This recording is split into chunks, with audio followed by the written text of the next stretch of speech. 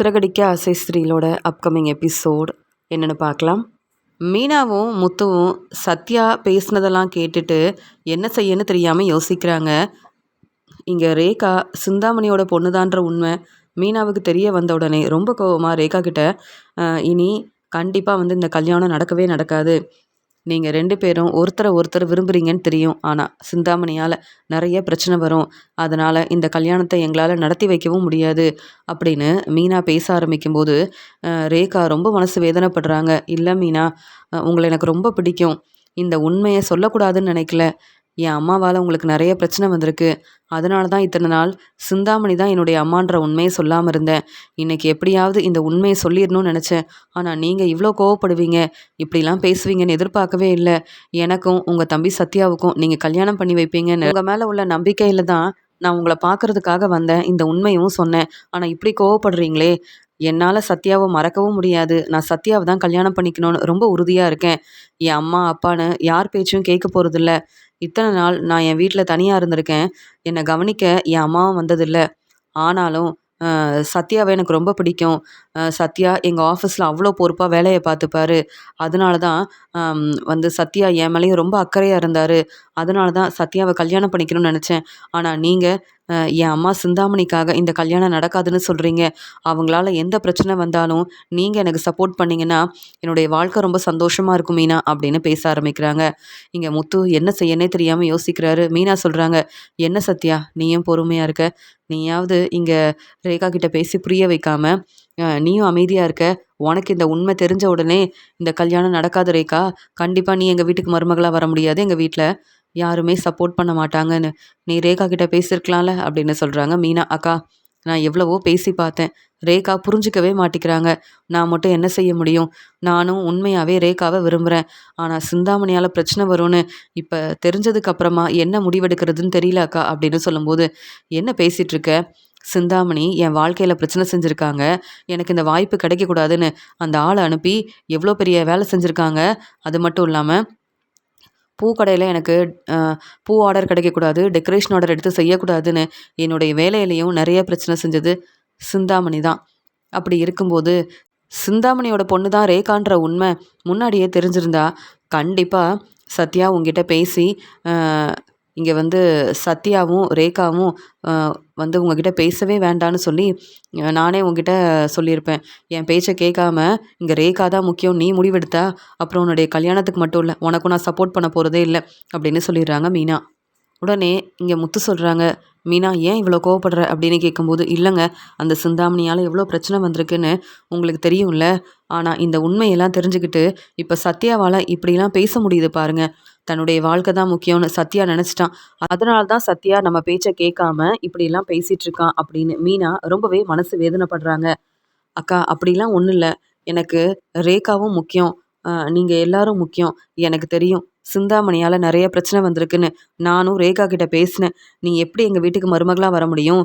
என் வீட்டில் உள்ள எல்லாரும் கண்டிப்பாக சிந்தாமணியோட பொண்ணு ரேகான்ற உண்மை தெரிஞ்ச உடனே என்கிட்ட கேள்வி கேட்பாங்கன்னு. இந்த உண்மையை நீ முன்னாடியே சொல்லியிருக்கலாமேன்னு நானும் இங்கே ரேகா கிட்ட கேள்விக்கு மேலே கேள்வி கேட்டேன். ஆனால் என்னக்கா செய்கிறது, ரேகா இந்த உண்மை தெரிஞ்சிருந்தா நான் கண்டிப்பாக ரேகா கிட்ட பேசியிருக்கவே மாட்டேன். சிந்தாமணியோட பொண்ணு ரேகான்னு தெரிஞ்சிருந்தா கண்டிப்பாக ரேகாவை நான் விரும்பியிருக்கவும் மாட்டேன்.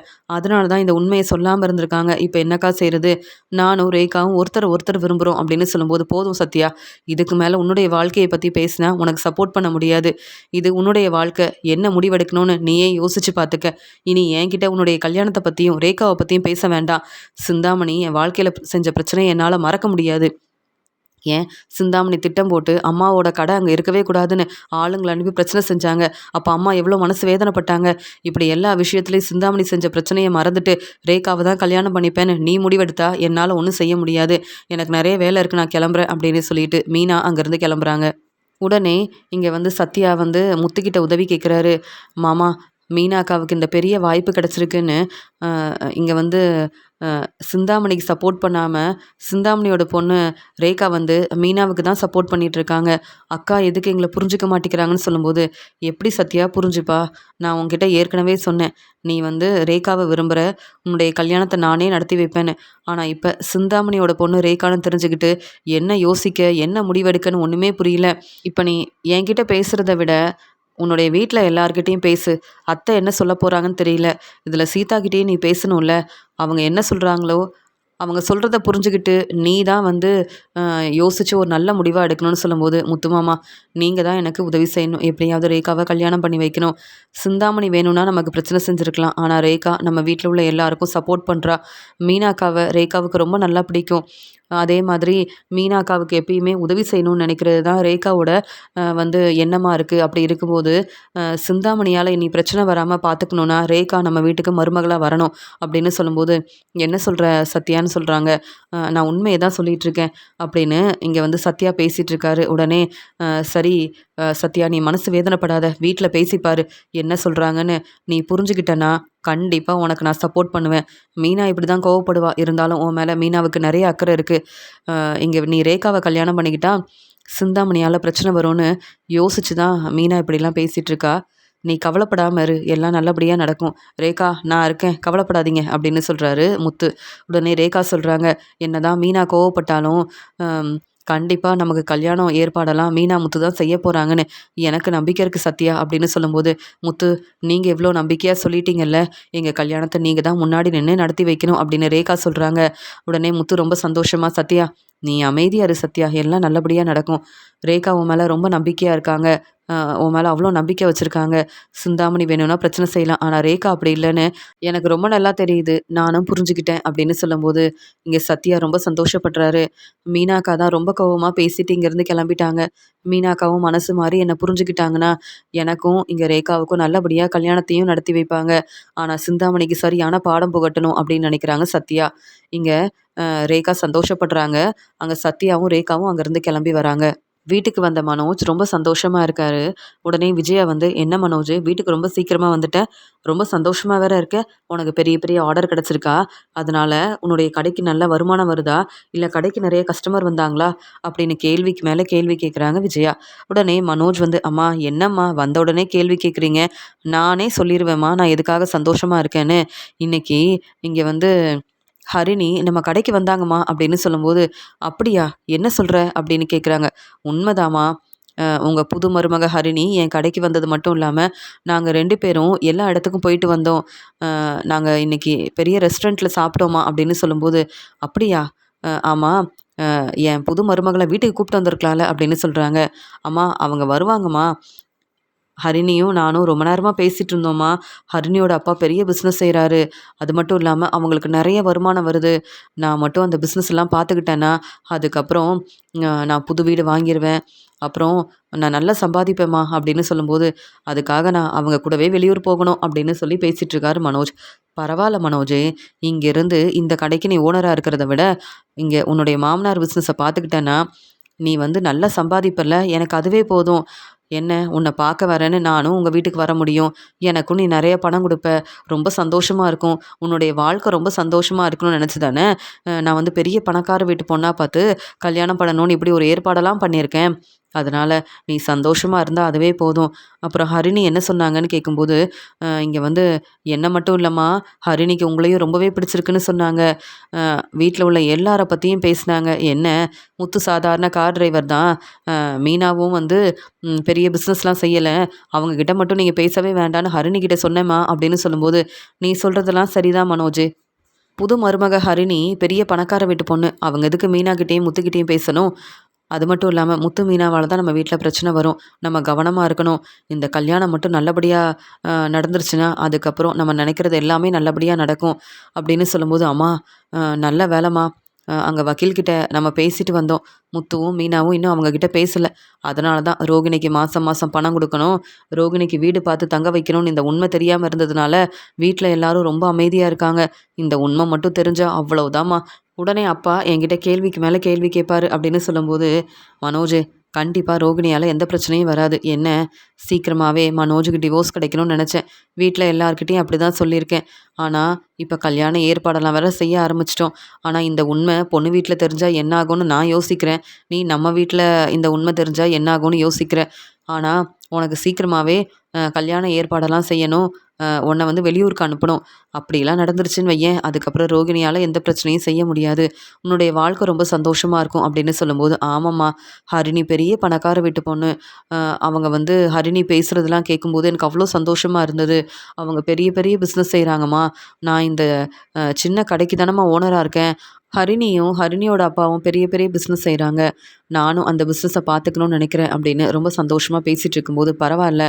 புது மருமக ஹரிணியோட நீ வெளியில போயிட்டு வந்ததால ரொம்ப சந்தோஷமா இருக்க அப்படின்னு சொல்லும்போது, ஆமாம்மா நான் சாப்பிட்டுட்டேன். ஹரிணிகிட்ட ரொம்ப நேரம் பேசிட்டு இருந்தேன் அப்படின்னு சொல்லி பேசிட்டு இருக்கும்போது, மீனா வந்து இது எல்லாத்தையுமே கவனிக்கிறாங்க. இங்க எதுக்காக இங்க வந்து வக்கீல் கிட்ட பேசிட்டு வந்தோன்னு சொல்றாங்க. ஆனா, நெறைய பிரச்சனை வரும் ரோகிணியாலன்னு பேசுறாங்க விஜயா அத்த. ஆனா என்ன உண்மைன்னு தெரியலையே! அப்படியே நம்ம உண்மைய தெரிஞ்சுக்கணும்னு விஜயா அத்த கிட்ட கேள்வி கேட்டா, கண்டிப்பா பதில் சொல்ல மாட்டாங்க. மனோஜோட வாழ்க்கைக்காக விஜயா அத்த என்ன வேணாலும் செய்வாங்க. அ நம்ம வேலைய மட்டும் பார்ப்போம் அப்படின்னு சொல்லிட்டு கிச்சன்ல இருக்க வேலைய செய்றதுக்காக, அங்க மீனா வந்து கெளம்புறாங்க. உடனே அங்க வந்த விஜயா சொல்றாங்க, "மீனா, ஆமா, தினமும் உன்ன பார்க்கறதுக்காக என் வீட்டுக்கு நெறைய பேர் வராங்க.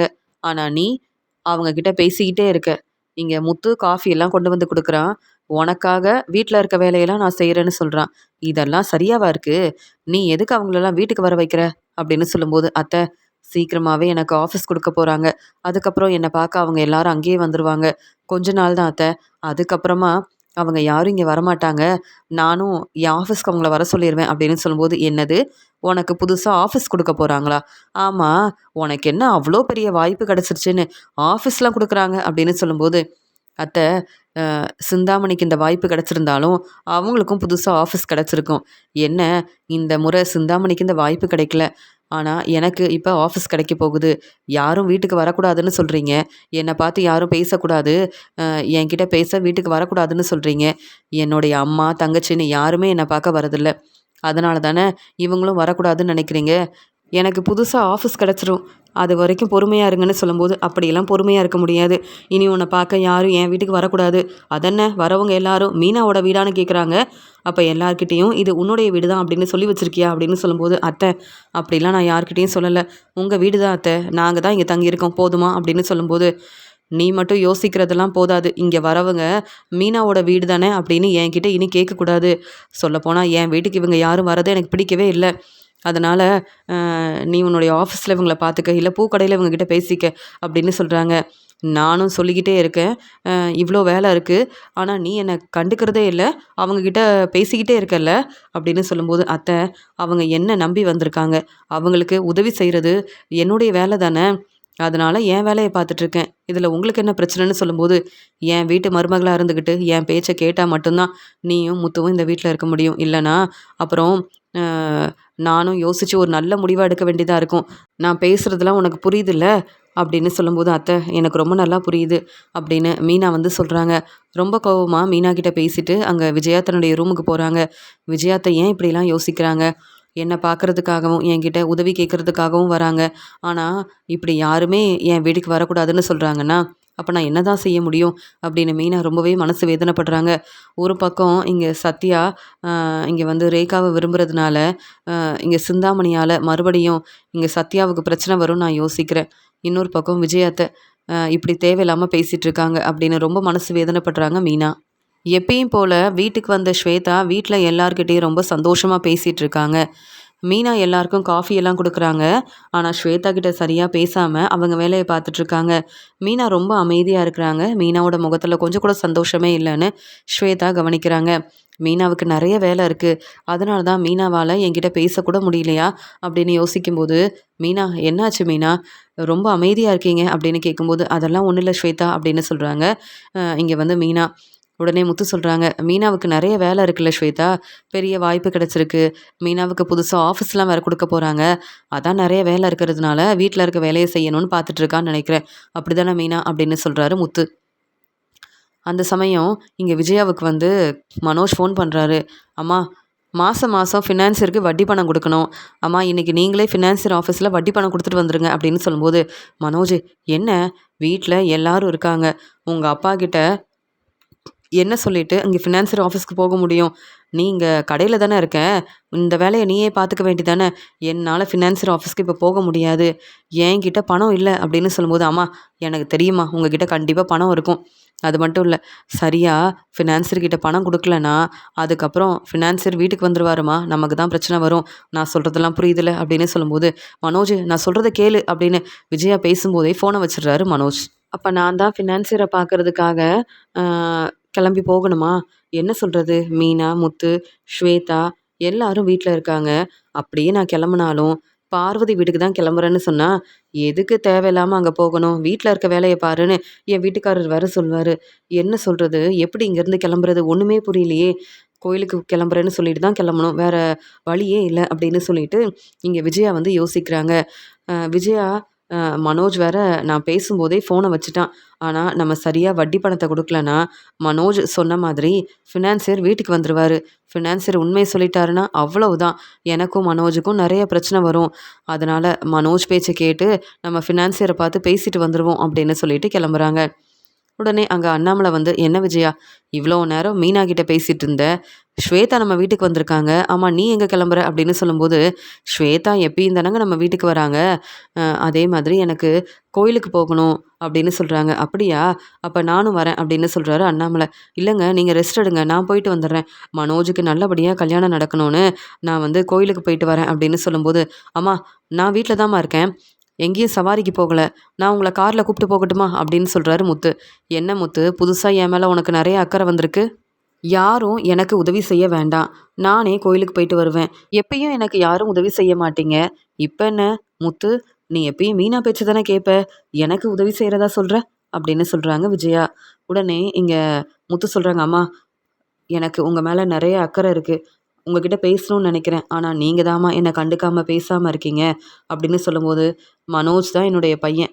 மனோஜ்காக தான் இப்போ நான் கோயிலுக்கே போக போகிறேன். அதனால் நானே போயிட்டு வரேன், யாரும் வர வேண்டாம், எனக்கு உதவி செய்யவும் வேண்டாம் அப்படின்னு சொல்லும்போது, உடனே ஸ்வேதா சொல்கிறாங்க, பெரியம்மா நான் வீட்டில் தானே இருக்கேன், நான் வேணும்னா உங்கள் கூட வரேன், எதுக்கு தனியாக போகணும் அப்படின்னு சொல்லும்போது, ஸ்வேதா சொல்கிறது சரிதான், அவங்க உங்களை பார்க்க தானம்மா வந்தாங்க, நீங்களும் ஸ்வேதாவும் கிளம்புங்களேன் அப்படின்னு சொல்லும்போது, இல்லை ஸ்வேதா நீ வீட்டில் இரு, ரெஸ்ட் எடு, மீனா நல்லா சமைச்சு கொடுப்பா, நீ சாப்பிட்டுட்டு ரெஸ்ட் எடு, நான் வந்துடுவேன் அப்படின்னு சொல்லிட்டு இங்கே விஜயா வந்து கிளம்புறாங்க.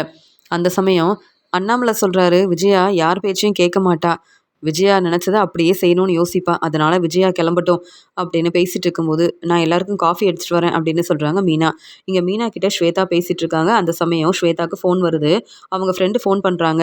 உடனே ஸ்வேதா வந்து, சரி மீனா என் ஃப்ரெண்டு வேற ஃபோன் பண்ணுறாங்க, நான் கிளம்புறேன், நான் வேற புதுசாக பிஸ்னஸ் ஆரம்பிக்க போகிறேன், என் ஃப்ரெண்டு கிட்ட பேசுகிறதுக்காக கிளம்புறேன், எனக்கு நிறைய பணம் தேவைப்படுது, அதனால் என் ஃப்ரெண்டு கிட்ட தான் அந்த பணம் கேட்கணுன்றதுக்காக என் ஃப்ரெண்டு கிட்ட இந்த உண்மையை சொல்லியிருந்தேன், என் பிஸ்னஸ்க்காக என் ஃப்ரெண்டு கிட்ட பேசுகிறதுக்காக கிளம்புறேன்னு சொல்லும்போது, அப்படியா ஸ்வேதா நீங்களும் பிஸ்னஸ் செய்ய போகிறீங்களா, ரொம்ப சந்தோஷமாக இருக்குது, நாங்கள் எப்பயுமே உங்களுக்கு உதவி செய்வோம், சப்போர்ட் பண்ணுவோம் அப்படின்னு சொல்கிறாங்க மீனா. இப்போ தான் மீனா சந்தோஷமாக பேசுகிறாங்க. மீனா இங்கே பெரியம்மா எப்போ பார்த்தாலும் உங்ககிட்ட தேவையில்லாமல் பேசி பிரச்சனை செய்கிறாங்கன்னு எனக்கு தெரியும். ஆனால் நீங்கள் உங்கள் திறமையால் முன்னேறணும்னு நினைக்கிறீங்க. சந்தோஷமாக உங்கள் பிஸ்னஸை நல்லபடியாக நீங்கள் பார்த்துக்கணும். உங்களுக்கு பெரிய வாய்ப்பு கிடச்சிருக்கு. அதனால் நீங்கள் எப்பயுமே சந்தோஷமாக இருக்கணும் மீனா அப்படின்னு சொல்லிட்டு ஸ்வேதா அங்கேருந்து கிளம்புறாங்க. இங்கே விஜயா நான் கோயிலுக்கு போயிட்டு வரேன்னு சொல்லிட்டு ஃபினான்சியர் ஆஃபீஸ்க்கு போயிட்டு வட்டி பணம் கொடுக்குறாங்க. ஃபினான்சியர் வந்து விஜயா கிட்ட கேட்குறாங்க, எப்போ தான் மனோஜ் வீட்டு பத்திரத்தை திருப்பி வாங்குவாருன்னு கேட்குறாங்க. உடனே வந்து சீக்கிரமாக என் பையன் வந்து மனோஜ் வந்து வீட்டு பத்திரத்தை திருப்பி வாங்கிடுவான்ற நம்பிக்கை எனக்கு இருக்குது, அந்த நம்பிக்கையில் தான் உங்ககிட்ட வீட்டு பத்திரத்தை கொடுத்துருக்கோம் அப்படின்னு சொல்லும்போது, சரி விஜயா அப்படின்னு சொல்லும்போது, சரி சார் நானும் கிளம்புறேன்னு சொல்லிட்டு அங்கேருந்து விஜயா வந்து கிளம்புறாங்க. அந்த சமயம் அந்த வழியாக வந்த ஸ்வேதா அவங்க ஃப்ரெண்டுக்கிட்ட பேசிகிட்டு இருக்காங்க. ஆமாம் நான் பிஸ்னஸ் ஆரம்பிக்க போகிறேன்னு சொன்னேன், எப்படியாவது பணத்தை ஏற்பாடு பண்ணிடலான்னு சொன்னேன், எதுக்காக இந்த ஆஃபீஸ்க்கு என்னை கூப்பிட்டு வந்திருக்கேன்னு சொல்லும்போது, இங்கே ஃபினான்சர்கிட்ட பணம் வாங்கலாம் அப்படின்னு சொல்கிறாங்க.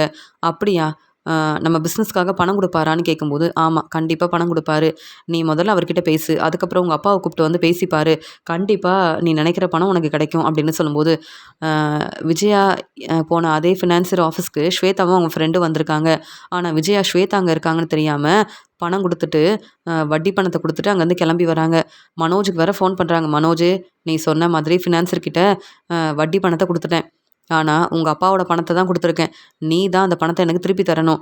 இல்லன்னா, நான் பொறுமையா இருக்க மாட்டேன் மனோஜு, அப்படின்னு சொல்லும்போது, உன்ன நம்பி உனக்காக நான் எவ்வளவோ உதவி செஞ்சிருக்கேன். இப்ப பாரு, நான் தனியாவே வந்து இங்க வட்டி பணம் குடுத்துருக்கேன். உன்னுடைய வேலைய நீ சரியா செய்ய மாட்டியா மனோஜு? உன்ன நம்பி நான் என்னலாம் யோசிச்சிருக்கேன். நீ ஏன் மனோஜு இப்படி இருக்க? அப்படின்னு சொல்லும்போது, அம்மா மன்னிச்சிடுங்கம்மா. இனி மாசம் மாசம் வட்டி பணத்த நானே குடுத்துடுறேன்ம்மா. ஆனா இப்ப எனக்கு எவ்வளோ பெரிய உதவி செஞ்சிருக்கீங்க. அப்படின்னு பேசிட்டு ஃபோன வைக்கிறாரு மனோஜ். அங்க விஜயாவும் நல்ல வேல.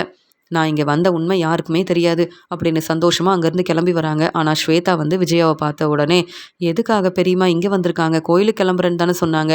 அவங்களுக்கு இங்க என்ன வேல? எதுக்கு ஃபினான்சியர பார்க்கறதுக்காக வந்திருக்காங்க? அ இங்க வந்து ஃபோன்ல வேற இவ்ளோ நேரம் பேசிட்டு இருந்தாங்க. மனோஜ் கிட்ட தான் ஃபோன்ல பேசியிருப்பாங்களா என்ன? ஒண்ணுமே புரியலையே! அப்படின்னு யோசிக்க ஆரம்பிக்கிறாங்க ஸ்வேதா. உடனே ஸ்வேதாவோட ஃப்ரெண்டு சொல்றாங்க, "என்ன ஸ்வேதா? என்ன யோசிக்கிற? அவங்க யாரு உனக்கு தெரியுமா? உன்னுடைய சொந்தக்காரங்களான்னு?" கேட்க, "ஆமா என்னுடைய பெரியம்மா தான். ஆனா, இப்ப அவங்க வீட்லருந்து தான் நானே வரேன். அவங்க எதுக்கு இங்க வந்திருக்காங்கன்னு எனக்கு தெரியல. கோயிலுக்கு போறேன்னு கிளம்புனாங்க. ஆனா, இங்க ஃபினான்ஸர பார்த்து பேசிட்டு வராங்க.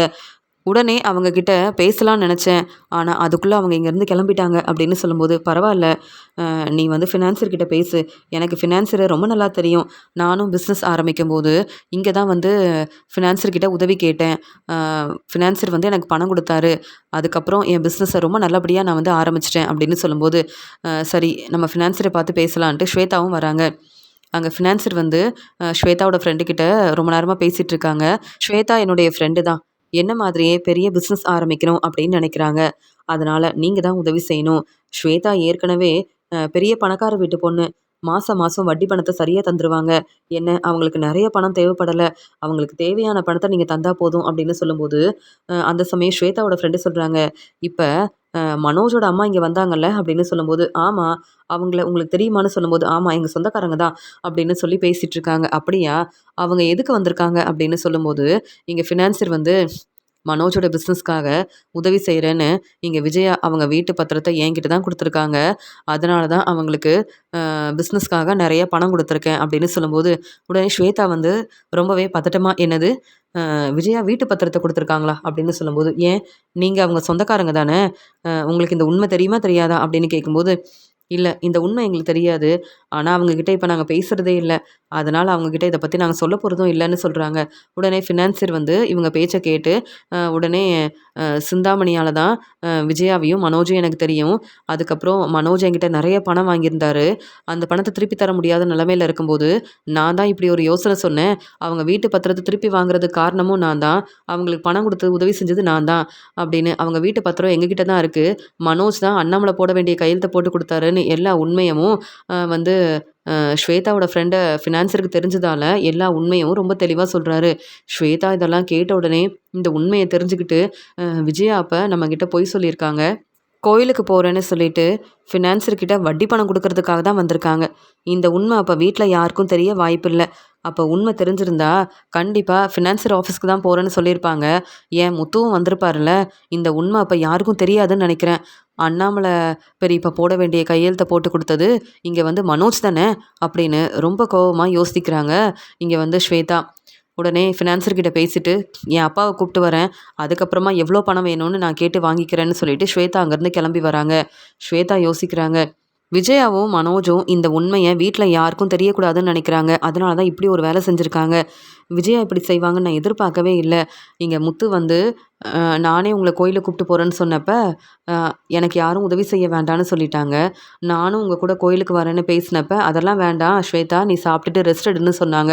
ரொம்ப அக்கறையா பேசுற மாரி பேசிட்டு, இப்ப எவ்வளோ பெரிய வேலை செஞ்சிருக்காங்க அப்படின்னு சொல்லிட்டு ஸ்வேதா வந்து யோசிக்கிறாங்க. மனோஜுக்கு ஃபோன் பண்ணி இந்த உண்மைய பத்தி கேட்கலாமா? இல்ல விஜயா கிட்ட வந்து இந்த உண்மைய கேட்கலாமான்னு ஸ்வேதா ரொம்ப யோசிக்கிறாங்க. கண்டிப்பா வீட்ல எல்லாருக்கும் இந்த உண்மை தெரியணுமே! இங்க விஜயா இப்படி ஒரு வேலை செஞ்சிருக்காங்கன்னு கண்டிப்பா வந்து அண்ணாமலைக்கு தெரியணும் அப்படின்னு ஸ்வேதா வந்து யோசிக்கிறாங்க. அடுத்த நாள் எப்பயும் போல ஸ்வேதா ரொம்ப சீக்கிரமா இங்க விஜயாவோட வீட்டுக்கு கிளம்பி வராங்க.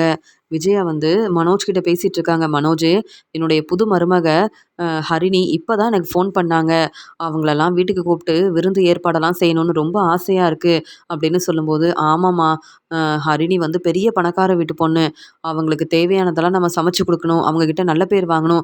அப்பதாம்மா என் மாமனாருடைய பிசினஸ் எனக்கு கிடைக்கும். இந்த பிசினஸ நல்லபடியா பார்த்துக்க முடியும்." அப்படின்னு சொல்லும்போது, "ஆமா மனோஜு, உனக்காக நான் என்ன வேணாலும் செய்வேன்.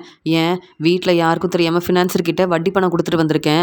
வீட்டோட பத்திரத்த யாருக்கும் தெரியாம ஃபினான்சர் கிட்ட குடுத்துருக்கேன். உனக்கு உதவி செய்றதுக்காக தானே, உன்னுடைய பிசினஸ்க்காக தானே. அப்போ உன் வாழ்க்கைக்காக இதெல்லாம் செய்ய மாட்டேனா என்ன?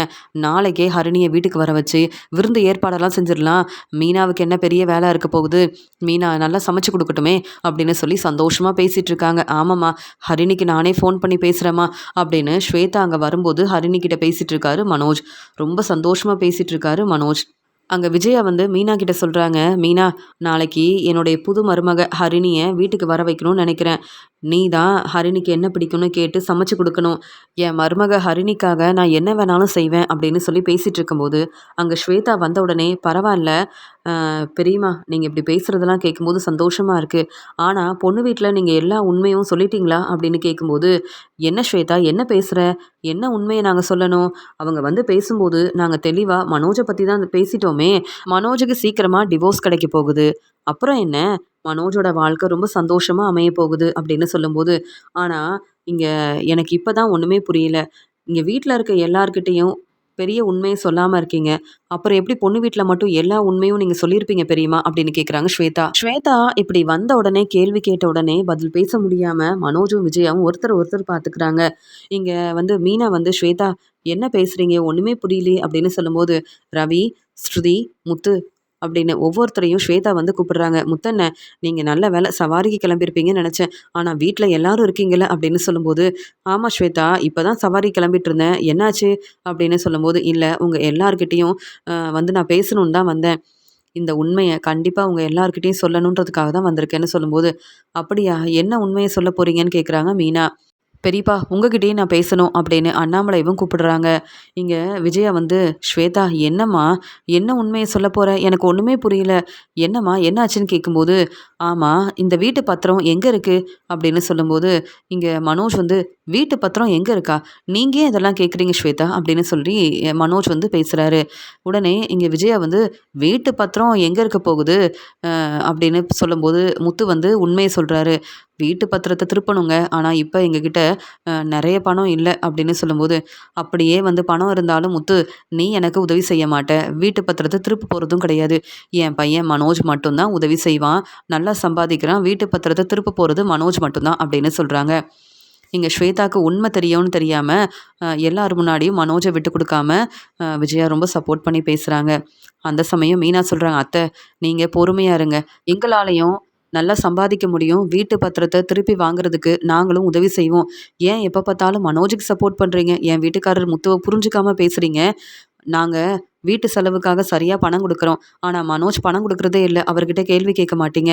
எதுக்காக அப்புறம் இப்படி தேவையில்லாம பேசுறீங்கன்னு?" மீனா கேள்வி கேட்கும்போது, இங்க ஸ்வேதா சொல்றாங்க, "மீனா சொல்றதும் சரிதானே." அப்படின்னு சொல்லிட்டு, "முத்தண்ணன் கண்டிப்பா பெரியம்மா உங்களுக்கு உதவி செய்வாங்க. ஆனா, எதுக்காக மனோஜுக்கு இவ்ளோ சப்போர்ட் பண்றீங்க? மனோஜுக்காக வீட்டு பத்திரத்த நீங்க ஃபினான்சர் கிட்ட குடுத்துருக்கீங்க. இதெல்லாம் உண்ம தானே?" அப்படின்னு சொல்லி கேள்வி கேட்க ஆரம்பிக்கிறாங்க ஸ்வேதா. ஸ்வேதா இப்படி உண்மைய சொன்னத கேட்டுட்டு மனோஜும், விஜயாவும் பதில் பேசாம யோசிக்கிறாங்க. ஸ்வேதாக்கு எப்படி இந்த உண்ம தெரியும்னு யோசிக்கும்போது, "ஸ்வேதா, என்ன சொல்ற?" அப்படின்னு விஜயா கேள்வி கேட்கும்போது, எல்லார் முன்னாடியும் நடந்த உண்மைய ரொம்ப தெளிவா சொல்றாங்க ஸ்வேதா. "நான் என் ஃப்ரெண்ட பார்க்கறதுக்காக போயிருந்தேன். நான் புதுசா பிசினஸ் ஆரம்பிக்க போறதால, அங்க ஃபினான்சியர பார்க்கறதுக்காக போயிருந்தேன். அந்த ஆஃபீஸ்லேருந்து விஜயா வந்தாங்க. இங்க மனோஜ் கிட்ட பேசிக்கிட்டே வந்தாங்க. ஆனா, அவங்க என்ன பார்க்கல. ஆனா, என் ஃப்ரெண்டுக்கு வந்து ஃபினான்சியர ரொம்ப நல்லா தெரியும். அப்பதான் இந்த உண்மைய கேட்டு தெரிஞ்சுக்கிட்டேன். இவங்க ஏற்கனவே மனோஜுடைய பிசினஸ்க்காக விஜயா வந்து நெறைய பணம் வாங்கியிருக்காங்க. ஆனா, வீட்டு பத்திரத்த ஃபினான்சர் கிட்ட குடுத்ததால தான் இவ்ளோ பணம் கிடைச்சிருக்கு. சீக்கிரமாவே மனோஜ் வீட்டு பத்திரத்த திருப்பிருவாங்கன்னு மாசம் மாசம் ஃபினான்சர் கிட்ட வட்டி பணம் குடுக்குறது விஜயா தான்." அப்படின்ற உண்மைய ஸ்வேதா எல்லார் முன்னாடியும் சொல்றாங்க. "என்ன பெரியம்மா பதில் பேசாம இருக்கீங்க? இந்த உண்மை எனக்கு எப்படி தெரிஞ்சு?" தெரிஞ்சதுன்னு இப்போ புரிஞ்சுக்கிட்டீங்களா? நானும் ஃபினான்சர பார்க்க போயிருந்தேன். ஆனா, நீங்க எதுக்காக இந்த உண்மைய வீட்ல யார்கிட்டயுமே சொல்லல? அப்புறம் எப்படி என் ஃப்ரெண்டோட வீட்ல நீங்க எல்லா உண்மையும் சொல்லியிருப்பீங்க? அதனால இவளையும், மனோஜையும் இனி நம்பவே கூடாதுன்னு நானே யோசிக்கிறேன் அப்படின்னு சொல்லும்போது, "என்ன ஸ்வேதா, நீ சொன்னத கேட்டு தான் உன்னுடைய ஃப்ரெண்டும் வந்து எங்க வீட்டுக்கு வந்தாங்க. அதே மாதிரி இந்த நல்ல வரன் கிடைச்சிருக்கு. இப்ப இப்படி பேசுறியேம்மா" அப்படின்னு சொல்லும்போது, அண்ணாமலை ரொம்ப கோவமா, "ஸ்வேதா சொல்றதெல்லாம் உண்மையா?" அப்படின்னு கேள்வி கேட்குறாரு. "இல்லங்க, நான் உண்மைய சொல்றேன். பொறுமையா இருங்கன்னு" சொல்லும்போது, "இப்பவே உண்மை எனக்கு தெரியணும். ஸ்வேதா சொல்றது உண்மையா? எனக்கு தெரியாம இப்படி ஒரு வேலை நீ செஞ்சிருக்கிறியா விஜயா? வீட்டு பத்திரத்த ஃபினான்சர் கிட்ட குடுத்துருக்கியா? மனோஜோட பிசினஸ்க்காக தான் உதவி செய்றதுக்கு இப்படி ஒரு வேலை செஞ்சிருக்கிறியான்னு கேள்வி கேட்கும்போது, "இல்லங்க, அப்படிலாம் ஒண்ணும் இல்லங்க" அப்படின்னு சொல்லும்போது, "இல்ல பெரியப்பா, நான் சொல்றது எல்லாமே உண்மைதான். இப்ப கூட பெரியம்மா உண்மைய சொல்லாம பிரச்சனைய சமாளிக்கலாம்னு நெனைக்கிறாங்க. மனோஜ் அண்ணன், உங்களுக்கு நான் எவ்வளோ பெரிய உதவி செஞ்சிருக்கேன். இப்ப கூட உண்மைய சொல்லாம இருக்கீங்க. இந்த உண்மை என் ஃப்ரெண்டு வீட்ல தெரிஞ்சா இந்த கல்யாணமே நடக்காது. கண்டிப்பா இந்த உண்மைய நான் எல்லார்கிட்டயும் சொல்ல தான் போறேன்" அப்படின்னு சொல்லும்போது, உடனே முத்து வந்து, "சரிதான். அப்ப நம்ம வீட்டு பத்திரம் இப்ப நம்மகிட்ட இல்ல. அப்ப வீட்டு பத்திரம் கிடைக்க போறதே இல்ல. வீட்டு பத்திரத்த முத்துவால திருப்பவே முடியாதுன்னு என்னென்ன பேசுனீங்க. மனோஜுக்கு மட்டும் இவ்ளோ உதவி செஞ்சிருக்கீங்க. அப்பா கிட்ட கூட சொல்லாம இப்படி ஒரு வேலை செஞ்சிருக்கீங்க. எதுக்கும்மா இப்படிலாம் செஞ்சீங்க? ஃபினான்சர் ஏற்கனவே நம்ம வீட்டுக்கு வந்தாரு. அவர் சொன்ன மாதிரி வீட்டு பத்திரத்த அவர்கிட்ட தர வேண்டான்னு நாங்க சொன்னோம்ல. அப்ப கூட உங்களுக்கு புரியவே புரியாதா? எதுக்கும்மா மனோஜுக்காக வீட்டு பத்திரத்த குடுத்துருக்கீங்க? அப்ப வீட்டு பத்திரத்த மனோஜ் தானே திருப்பி வாங்கணும். இப்ப கூட தேவையில்லாம என்கிட்ட இப்படி பேசுனீங்கல்ல. ஸ்வேதா சொல்றது சரிதான். ஸ்வேதா, உங்க ஃப்ரெண்டு வீட்ல மனோஜுக்காக வீட்டு பத்திரத்த என் அம்மா ஃபினான்சர் கிட்ட குடுத்துருக்காங்க. இந்த உண்மை வீட்ல எல்லாருக்கும் இப்ப தான் தெரிய வருது. இவங்கள நம்பவே கூடாதுன்னு சொல்லிருங்க. அப்புறம் இந்த கல்யாணம் எப்படி நடக்குதுன்னு நானும் பார்க்குறேன்" அப்படின்னு சொல்றாரு முத்து. உடனே மனோஜ் வந்து, "முத்து, இப்பதான் நான் வந்து ஹரிணி கிட்ட பேசிட்டு இருக்கேன். எனக்கு கல்யாண ஏற்பாடெல்லாம் செய்றாங்கன்னு சந்தோஷமா இருக்கேன். நீ என் வாழ்க்கைக்காக உதவி செய்ய வேண்டாம், சப்போர்ட் பண்ண வேண்டாம். ஆனா இப்படி பேசாம இருக்கலாம்ல? என்ன முத்து இவ்ளோ கோவப்படுற, இப்படி பேசுறன்னு" சொல்லும்போது, "மனோஜ், நீ பேசவே பேசாத. உன்னுடைய பிசினஸ்க்காக அம்மா கிட்ட பேசி வீட்டு பத்திரத்த ஃபினான்சர் கிட்ட குடுத்துருக்க.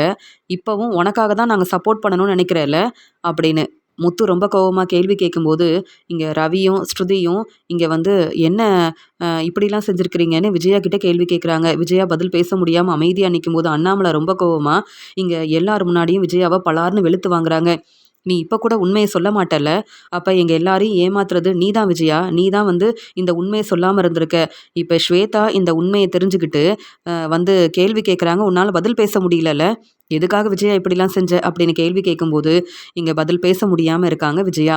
மனோஜுக்கு உதவி செய்றதுக்காக நான் என்ன வேணாலும் செய்வேன்னு நெனச்சு வீட்டு பத்திரத்த ஃபினான்சர் கிட்ட குடுத்தேன். இப்ப ஸ்வேதா இந்த உண்மைய கண்டுபிடிப்பாங்க, என்கிட்ட வந்து கேள்வி கேட்பாங்கன்னு நெனைக்கவே இல்ல.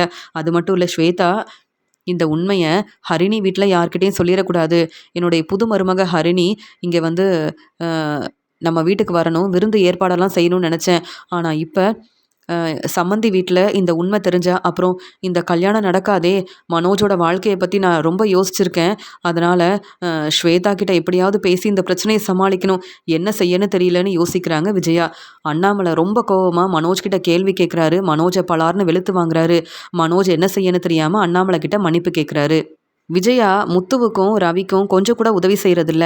மனோஜோட பிசினஸ்க்காக இவ்ளோ பெரிய உதவி செஞ்சிருக்காங்க. மனோஜுக்கு ரொம்பவே சப்போர்ட் பண்றாங்க விஜயா. விஜயா திருந்தவே மாட்டாங்க. எப்படியோ நாம இந்த உண்மைய எல்லார்கிட்டயும் சொல்லிட்டோம் அப்படின்னு விஜயா மேல ரொம்பவே கோவமா இருக்காங்க ஸ்வேதா.